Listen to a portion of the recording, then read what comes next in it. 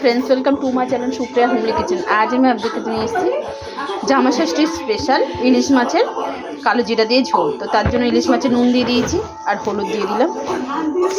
দেখুন এটা এবার নুন ফুন সব মাখিয়ে নিচ্ছি। দেখুন নুন আর হলুদ মাখিয়ে নিয়েছি।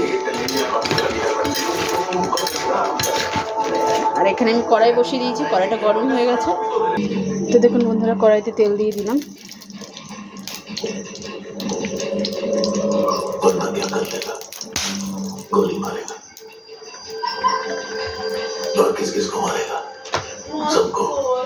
তেলটা গরম হোক। তেলটা গরম হয়ে গেছে, কালো জিরা দিয়ে দিলাম। কালো জিরা তেলটা একটু ভেটে নিলাম কালো জিরা দিয়ে। কালো জিরার গন্ধ বেরিয়ে গেছে। এবার আমি ইলিশ মাছগুলো দিয়ে দেবো আস্তে আস্তে।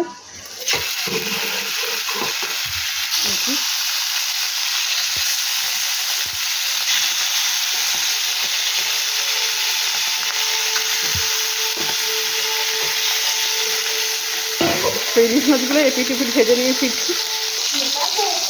এবারে উঠে দেবো মাছটা, হালকা ভাজবো, জাস্ট হালকা।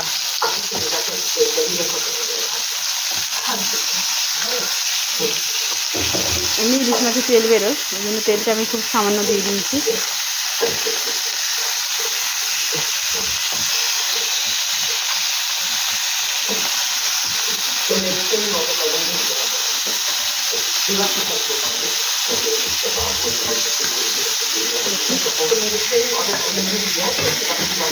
এবার আমি 3-4টে লঙ্কা দিয়ে চিড়ে রেখেছি, এগুলো দিয়ে দেবো ফ্লেভার হওয়ার জন্য।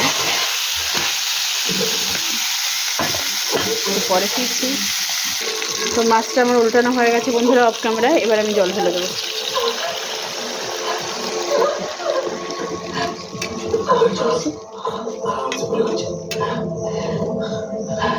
এবার এতে সামান্য একটু হলুদ দেবো আর টেস্ট করে একটু নুনটা দেবো।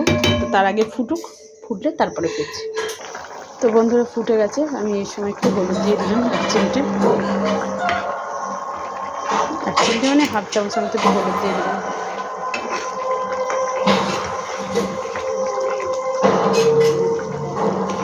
দেখুন হলুদটা দিয়ে দিলাম। তো এবার একটু ফুটুক, পরে ফিরছি। তো বন্ধুরা এবার গোলমরিচের গুঁড়ো একটু দিয়ে দেবো। গোলমরিচের গুঁড়ো দিয়ে দিলাম ঝাল হওয়ার জন্য।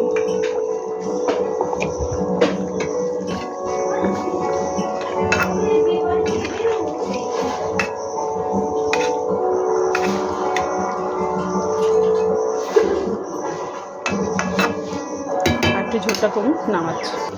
তো এবার 2টো কাঁচা লঙ্কা উপর থেকে দিয়ে দিলাম বন্ধুরা, পরে ফিরছি। তো দেখুন বন্ধুরা আমার ইলিশ মাছের ঝোল রেডি হয়ে গেছে। তো আপনারা ট্রাই করুন, ট্রাই করে অবশ্যই কমেন্ট করে জানাবেন রান্নাটা কেমন লেগেছে। ভালো লাগলে লাইক কমেন্ট শেয়ার করুন আর আমার চ্যানেলটা সাবস্ক্রাইব করুন। ভালো থাকবেন, সুস্থ থাকবেন। থ্যাংক ইউ ফর ওয়াচিং বন্ধুরা। এবার আমি এটা নামিয়ে নেব। থ্যাংক ইউ ফর ওয়াচিং বন্ধুরা, বাই বাই।